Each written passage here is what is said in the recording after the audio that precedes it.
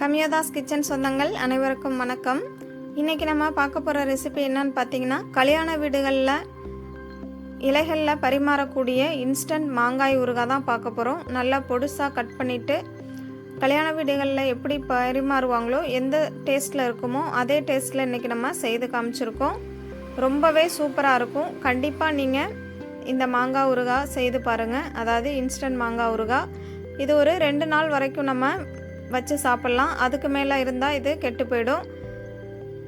2 நாளைக்கு தகுந்த மாதிரி இருக்கிற மாதிரி பார்த்து நீங்கள் மாங்காய் சின்னதாகவோ பெருசாகவோ எடுத்துகிட்டு இது போல் பொடுசாக கட் பண்ணிவிட்டு இந்த ஊறுகாயை செய்து பாருங்கள்.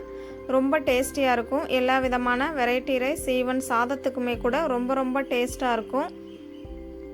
கண்டிப்பாக நீங்கள் உங்கள் வீட்டில் ஒரு முறை செய்து பாருங்கள். வீடியோவை ஸ்கிப் பண்ணாமல் முழுமையாக பார்த்துட்டு வாங்க.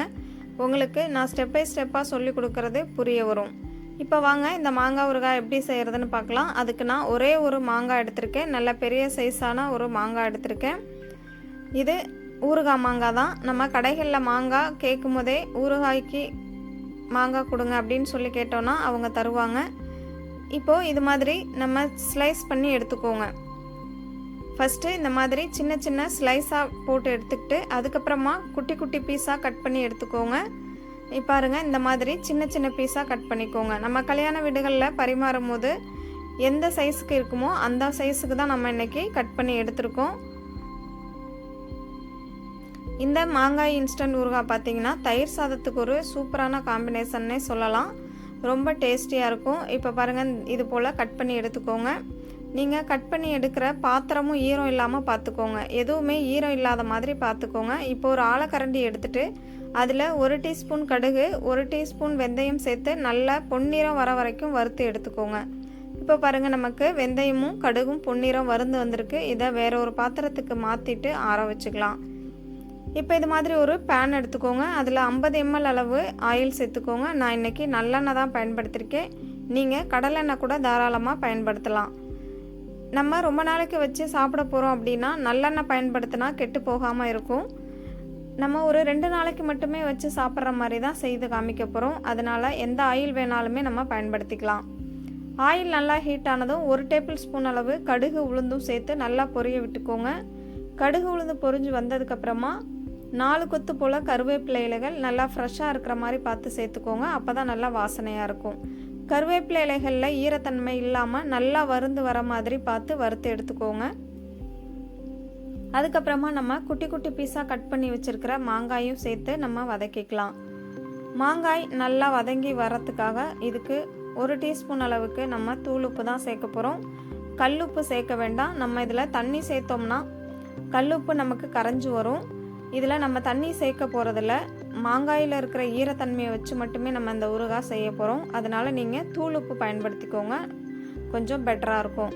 இப்போ நான் 1 டீஸ்பூன் அளவு தூளுப்பு தான் எடுத்து சேர்த்துருக்கேன். சேர்த்துட்டு நல்லா இதை கலந்து விட்டுக்கோங்க. உப்பு சேர்த்து நம்ம வதக்கும் போது மாங்காயில் இருக்கிற தண்ணிலாம் வெளிவரும்.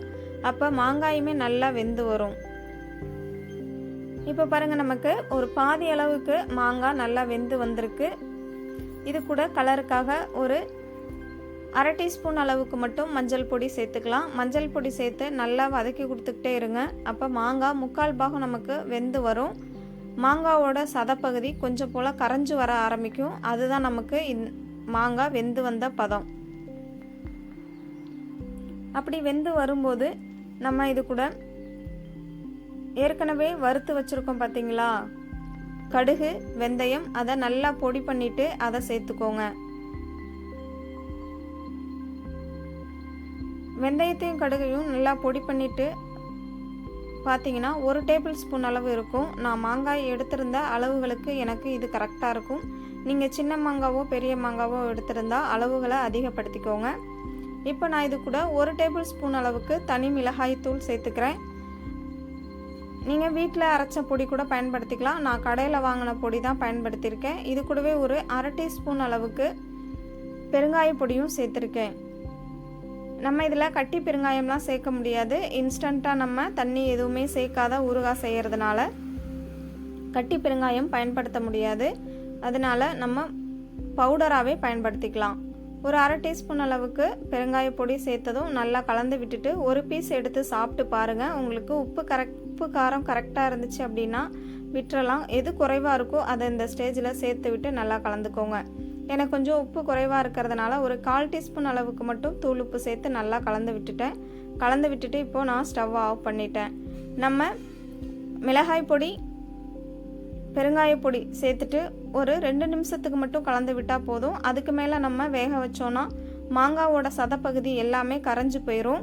அப்போ நமக்கு மாங்காய் பீஸாக இல்லாமல் குளகுளப்பாக இருக்கிற மாதிரி ஆயிரும். அதனால் நம்ம முன்னாடியே கொஞ்சம் ஸ்டவ் ஆஃப் பண்ணிக்கிறது நல்லது.